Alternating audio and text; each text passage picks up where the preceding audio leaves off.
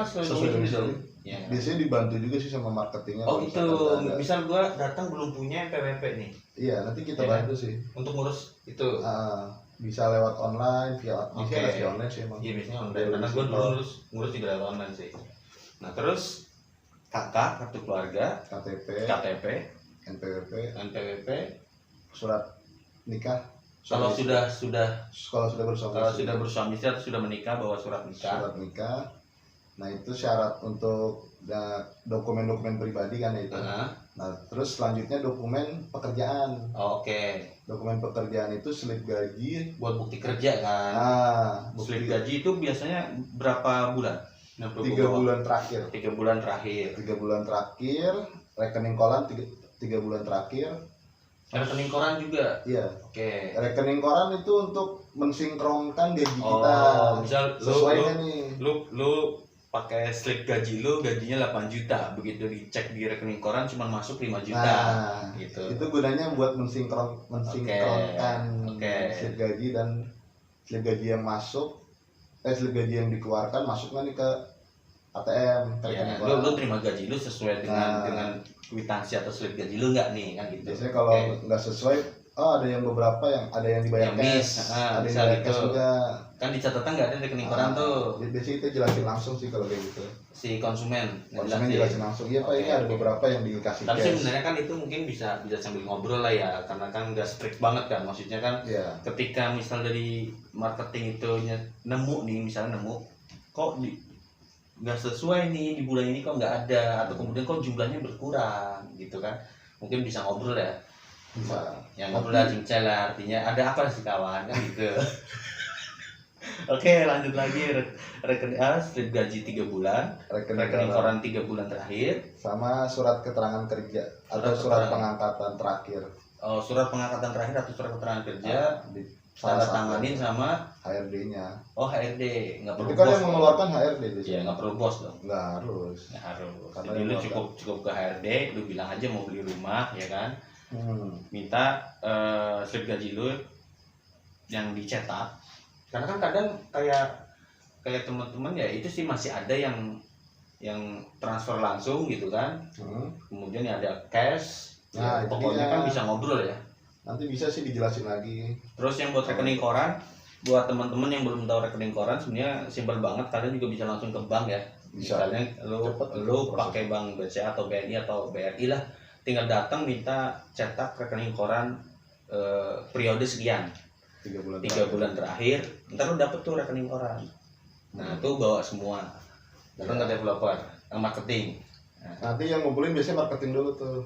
Dari marketing nanti baru disampaikan ke bank. Oke, berarti proses gua sebagai calon pembeli buyer ini datang ke marketing office perumahan yang gua tuju, sudah booking DP, sudah nyiapin dokumen, clear, gua langsung bayar DP atau gua nunggu dari dulu? Kalau DP itu fleksibel sih, cuman kalau misalkan dari pembelinya mau pakai DP, biasanya itu setelah berkas diajukan setelah diterima, bank bilang oke. Diajukan ke bank, dianalisa dan sudah di ACC, baru kita masukin DP. Biasanya begitu, karena untuk keamanan juga sih. Misalkan kita udah masukin DP, ternyata berkas ditolak, itu kan DP itu kan nggak balik lagi. Balik sih, cuma rata-rata baliknya nggak 100%. 75%. Jadi teman-teman, gue sebagai pembeli tahu kapan gue itu prosesnya selesai itu dari marketing. Nanti ada informasi dari marketing atau dari marketing bank juga. Karena kita nanti tukeran nomor, marketing bank tuh minta nomor calon pembelinya buat komunikasi masalah. Nah buat gue tahu itu bener orang marketing bank itu gimana? Ntar dokumen gue bocor. Kita biasanya sudah tektokan sama satu orang nih. Misalkan namanya siapa. Dan gue calon pembeli tahu juga dong. Tahu. Misalnya mau ngehubungin lu dari bank si A. Tahu. Gitu kan. Karena buat amannya kan teman-teman juga ngeri juga kita tahu misalnya gunakan. Karena nanti orang bank itu bakal OTS bang ke tempat kerjaan lo. Oh gitu.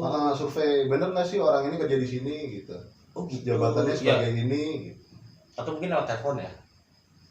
Dua konfirmasi, telepon dan OTS. Oh gitu. Untuk lebih valid datanya itu kan beliau biasa bisa datang ke tempat lu kerja, atau bisa lewat telepon lah ya untuk memastikan. Kan biasanya di surat keterangan kerja lu kan pasti ada tuh nomor telepon, ada nomor telepon kantor kan.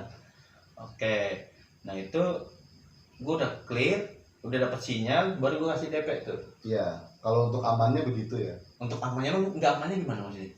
Kalau ditolak, gue pikirannya kalau ditolak. Oke. Jadi sebelum berkas itu diterima, berarti kan masih ada kemungkinan diterima atau ditolak. Oke. Begitu proses selesai dan lu bilang oke, semua beres, pembayaran DP, dan kemudian proses selanjutnya di notaris atau semuanya diurus sama lu? Proses jual belinya? Itu di akad bang namanya. Nah, di akad, oke. Akad itu nanti kita ditentukan, misalkan saya udah ada SP3K keluar. SP3K itu surat persetujuan dari bank kalau misalkan pembeli ini dinyatakan sanggup untuk mengambil KPR. Oke. Nah nanti dijadwalkan akadnya nih hari apa, tanggal berapa, lokasinya di mana. Oh gitu. Nanti akad yang datang siapa aja? Nah yang datang itu yang pertama dari perwakilan developer, oke, orang bank, sama orang notaris, sama pembelinya itu juga. Developer itu bisa termasuk marketing tadi. Nah biasanya diwakilin sama marketing gitu, si pembeli lah. Ada saksi nggak? Maksudnya dari pembeli perlu bawa saksi nggak ketika akad? Enggak perlu ya, karena dia nggak akan tanda tangan juga di dokumen. Saksinya? Nggak ada ya. Cuman antara dua belah pihak kan, pihak bank sama si pembeli itu. Oke. Tapi kan buat amalnya temen gue bisa ngerekam, bisa nyatet dong. Boleh. Sama poinnya nggak? Monggo, ada dokumentasi sih. Nah, maksud gue kan ada dokumentasi, karena penting banget bro. Iya. Kalau lu jual beli sesuatu nggak ada dokumentasi, bahaya banget. Dan apa yang perlu gue cek ketika akad? Yang pertama baca pasal-pasalnya bang. Oke.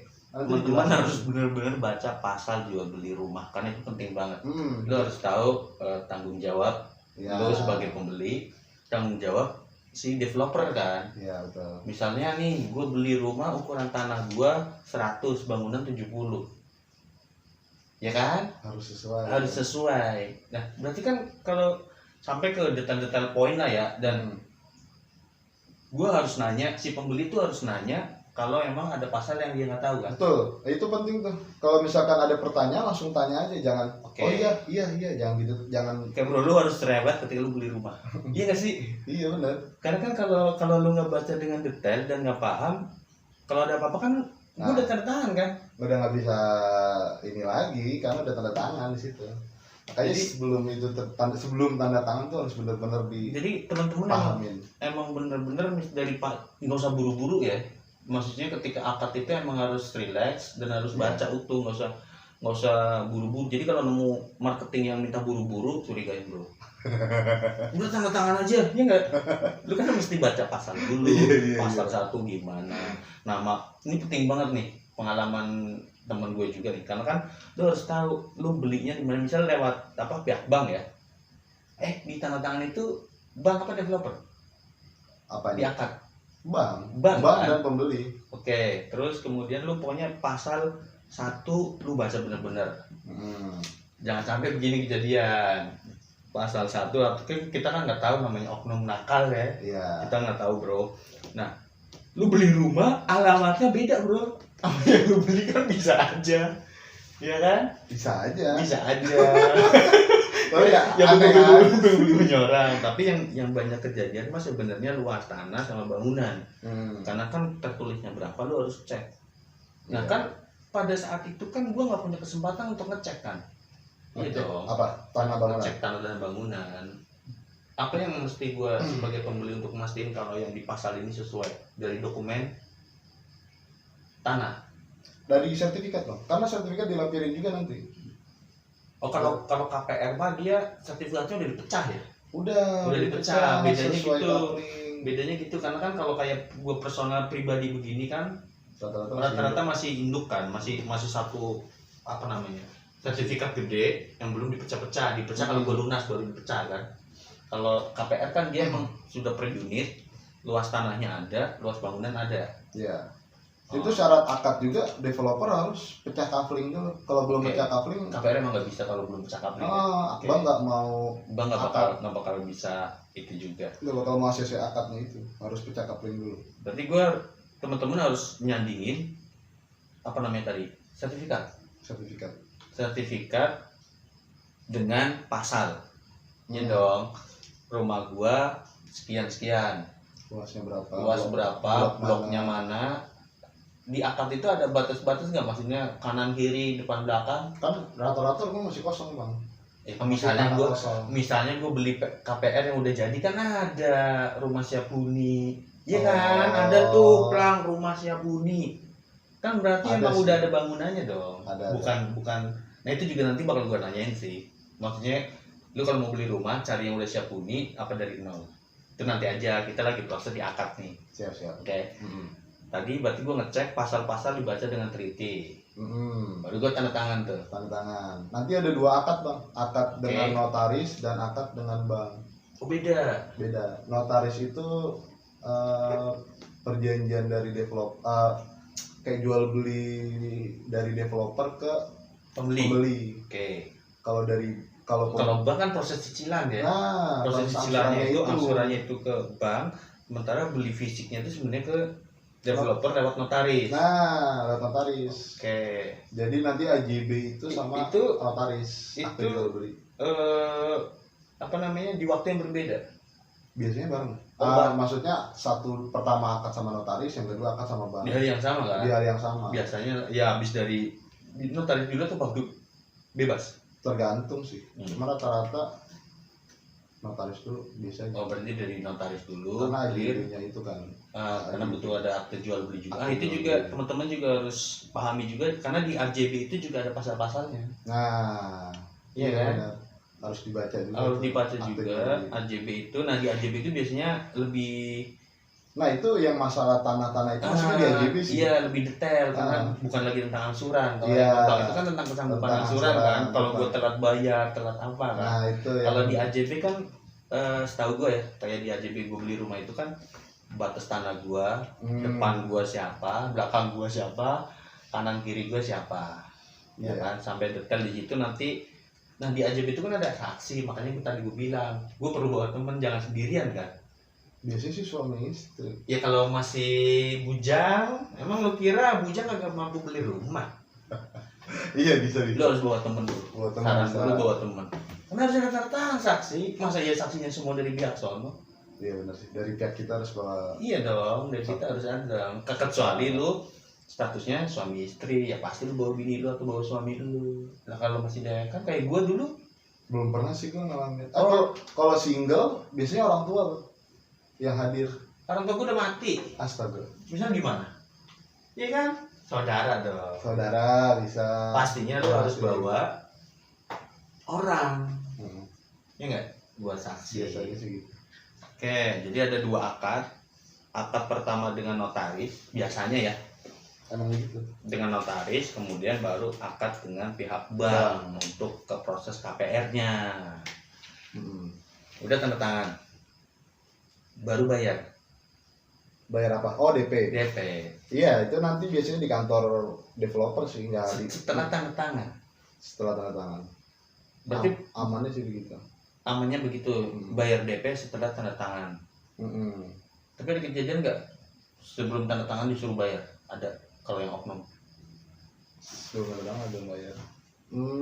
Nggak ada ya? Ada aja sih. Cuman bukan oknum juga sih. Bukan oknum juga, maksudnya ya mungkin benar, cuman aman nggak bisa aman enggaknya ya kalau kita udah percaya sih ya, kalau amanah lah ya, kalau kita emang amanah percaya sama orangnya nggak apa-apa. Tapi setelah lu tanda tangan, lu bayar uang DP. Kalau DP itu biasanya ngurangin cicilan. Karena ngurangin harga rumah juga. Ngurangin harga rumah kan pasti ngurangin plafon, ngurangin cicilan kan. Sebenarnya udah masuk cicilan tuh. Wish. Ntar buat nanya-nanya mantar ada sesi khusus. Nah kalau setelah DP otomatis kan berarti ini kan yang belum siap huni ya, jadi gue nggak bisa pindah langsung dong, karena proses itu baru kemudian dibangun sama developer kan. Kalau itu yang akad inden Akad inden artinya rumah lu belum dibangun, belum jadi bentuk fisik, masih tanah kapling ya, tanah kapling. Tapi nah itu dia, makanya di perjanjian itu, di pasal itu lu perhatiin tuh di akad AJB-nya, spesifikasi segala macam minta dilampirin di situ. Kalau pengalaman gua ya, jadi ketika gua mau tanda tangan, gua minta dilampirin apa namanya, spesifikasi rumah. Gua dulu bukan di, maksudnya di perjanjian sebelum AJB itu namanya apa sih, akad PPJB. Nah itu, jadi kan ada tuh, karena gue nggak mau kejadian ternyata spek rumah gue beda dengan apa yang diiklanin sama marketing itu. Ya kan ada marketing yang bilangnya rumah listrik 1.300, begitu jadi lu cek 900. Bisa banyak. Ada aja. Pondasi batu kali, ketika lu cek kagak ada batu kalinya. Pakai hebel aja. Pakai hebel. Pondasi lu pakai hebel. Kemudian misal ukuran kamar 3x3, begitu lu cek jadinya 2x5 misal gitu, panjang aneh gitu kan. Dan itu harus diperhatikan dengan spek kan. Dan itu harus bener-bener lu cek juga tuh spek rumah lu kayak apa. Tapi enaknya nih sekarang proses ke lebih milih mana, rumah inden atau rumah siap huni nih. Bedanya harga jauh nggak? Kalau harga ya sama rata-rata kan? Sih sesuai kan. Berarti gue lebih enak kan milih yang udah jadi dong. Tergantung kebutuhan. Kalau kita emang dituntut untuk buru-buru pindah, misalkan kita jual rumah nih, mau beli rumah baru, nah itu kan dituntut buat pindah langsung nempatin. Nah itu biasanya pada ngambil yang ready. Cuman menurut gua kalau misalkan nggak buru-buru enakan inden bang. Kenapa? Jadi rumah itu masih fresh gitu auranya, masih rumah baru. Karena rumah ready itu rata-rata udah lama. Udah sebulan yang lalu dibangun. Iya nggak lama-lama banget sih kalau cuma sebulan mah. Jadi biasanya tuh kayak udah singit ada penghuninya. Ada yang bocor. Oh iya. Bisa kalau rumah nggak ada hawa manusia kan. Iya cepat rusak juga. Kurang rusak juga. Nggak manusiawi lah. Karena nggak ada manusianya di situ kan. Terus kalau enaknya juga mungkin kalau teman-teman tadi nggak buru-buru banget pindah ya. Kan kalau rumah yang dibangun dari awal lu bisa ngecek kan prosesnya, ya nggak? Bener nggak nih? Betul. Sesuai spek nggak? Bisa ngontrol kita. Bisa juga custom bang. Jadi iya temen gue juga custom juga sih. Kalau rumah udah jadi kan udah kita udah sesuai menerima rumah yang. Tapi biasanya kalau custom kan di perjanjian awal ada dong custom. Biasanya kalau tidak melebihi budget dari developer, tidak melebihi ukuran rumahnya. Ukurannya 40. Kalau mau modelin gimana yang penting 40. Iya, yang penting 40 itu nggak ada penambahan biaya. Iya itu. Kecuali dari 40 ini mau dibikin kamar lagi nambah 10 meter. Nah itu baru ada penambahan biaya, biasanya begitu. Tapi itu di luar tadi. Kalau kayak gitu kan proses dengan KPR-nya gimana? Di luar itu?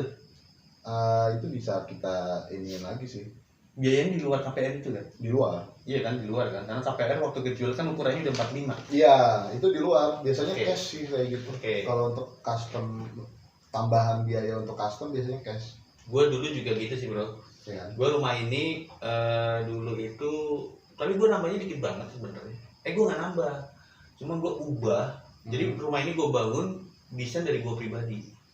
Makanya rumah gue beda kan dari bentuk-bentuk yang lain. Jadi gue ngegambar sendiri. Yang penting luas bangunan gue sesuai dengan perjanjian awal. Nah di situ memang tertulis di apa tadi perjanjian awal itu namanya apa? SPJB, surat perjanjian. Ada yang bilang SPJB, ada yang bilang PPJB. Ya SPJB atau PPJB lah ya. Itu memang ada pasal dan gue baca juga di pasal itu kalau penambahan per meter itu 2 juta. Nah beda-beda sih. Misal di kasus gue ya, di kasus gue per meter 2 juta gitu. Makanya waktu itu gue gambar sendiri aplikasi bangun rumah gitulah, aplikasi di komputer. Jadi itu tepat banget luasnya sesuai dengan apa yang ada. Tinggal kita kasih ke si developer itu. Berarti nambahnya berapa ini? Gue nggak nambah. Oh nggak nambah? Gue ngubah bentuknya doang. Kan dulunya kamar mandi gue cuma 1, sekarang gue jadiin 2 gitu. Dan itu nggak nambah. Karena masih kecuali klosetnya, karena gue beli sendiri. Kalau bangunannya, iya. Karena kan gue waktu beli rumah ini klosetnya dapat 1. Oh, karena kamar mandinya satu. Kamar mandinya satu. Jadi gitu, ketika gue bangun kamar mandi baru ya gue beli kloset baru lagi gitu. Kalau yang lain sih nggak ada, cuma lihat pindahan lokasi doang sih, kamar yang mestinya di sini gue pindah ke sini segala macam, tapi ukurannya masih sama. Nah kalau anak muda sekarang kan kadang ya tadi lu bilang kalau lu nggak beli sekarang harga rumah naik terus loh. Betul. Ya kan? Pentingnya sih di situ. Harga rumah makin naik, gaji nggak naik, pengeluaran makin besar. Iya. Biasanya yang harusnya 500 juta kita bisa dapat di dekat stasiun, nanti yang 500 juta tuh udah jauh dari stasiun. Dan gue bukannya nyepelein atau malah nggak setuju sama teman-teman yang lebih suka beli apartemen ya, maksud gue memang sih kadang buat bisnis juga sih apartemen, cuman kalau gue pribadi dulu milih langsung beli rumah. Karena gue mungkin karena didikan gue, jadi konsep rumah tempat tinggal buat gue itu ya rumah gitu, ada halaman gitu kan segala macam ya, rumah lah, dibanding teman-teman gue yang lebih milih beli apartemen. Ya mungkin dia buat bisnis atau buat investasi sih, nggak tahu sih, cuman kan kenyataannya adalah harga rumah makin tinggi tiap tahun. Ya kan, dan orang nyari rumah kalau lu mau jual itu lebih mudah kalau menurut gua. Kalau gua mau, sementara apartemen kan kadang cuma HGB kan, biasanya 40 tahun. Iya kan, sewa gitu kan, dan ya lu nggak punya apa-apa lagi. Iya, setelah 40 tahun udah kita nggak punya apa-apa, selesai. Itu dia makanya ya, kalau buat gaji lu banyak atau apa dan lebih-lebih ya nggak apa-apa, cuma saran gua mending beli rumah sih. Dan lewat lu. Boleh. lu Mas Arin kan di sekitar Cibinong nih, kalau ada teman-teman yang mau nyari rumah kawasan Cibinong, apa lagi tuh tadi? Cibinong Bojonggede sih. Cibinong Bojonggede, Citayam bisa juga. Citayam udah beda ya. Pondok Rajek masih lah, karena kan sebelahnya Cibinong kan. Pondok Rajek, Karadenan, ya emang gue Sukahati, ya daerah situ lah ya, Cibinong gitu ya. Bisa ke Bang Fajar. Lu ada Instagramnya nggak? Instagram ada. Apa? Hunian Rumah Anda. Hunian Rumah Anda di Instagram. Di situ ada kontak-kontaknya ya. Ada, nanti ada foto-fotonya. Jadi kalau foto-foto rumahnya, unitnya. Hunian Baru Anda. Iya, ada foto. Namanya apa? Jangan salah nih. Ntar gua teman-teman nyarinya bukan Bang Fajar. Hunian Baru Anda. Hunian Baru Anda di Instagram. Pokoknya ada kontennya, ada post unit-unitnya juga, bisa tanya-tanya langsung situ, ada kontaknya juga sih. Ada. Nanti kalau mau konsultasi bisa sih. Saya budgetnya segini kira-kira gimana gitu. Jadi lu mau beli rumah, budget lu sekian, tapi masih bingung nih. Kalau enggak masih ragu-ragu gitu ya. Gue gimana ya, enaknya gimana? Lu bisa konsultasi ke Bang Fajar. Gak harus beli rumah jadi sih ya, konsultasi dulu kan nggak apa-apa ya. Nggak apa-apa, nanya-nanya dulu. Kira-kira gimana nih Mas, kalau budget sekian enaknya beli rumah second atau rumah baru atau gimana? Betul, bisa jadi emang kadang beli rumah second kan lebih enak juga, cuma butuh reparasi renovasi. Karena emang wajib sudah renovasi. Rumah second rata-rata udah pada usia bangunannya, materialnya kan usianya udah beda juga ya. Nah, jadi pokoknya gitu dah, beluk-beluk mau beli rumah nanti bisa banyak banget detailnya, termasuk tipe-tipe rumah yang pas buat kalian yang baru nikah, ya kan, atau yang udah punya berapa anak, nanti bisa ngobrol sama Bang Fajar mungkin di episode berikutnya. Kalau punya pertanyaan seputar KPR atau apapun bisa komen atau bisa langsung ke Instagramnya Bang Fajar di Hunian Baru Anda. Oke, habis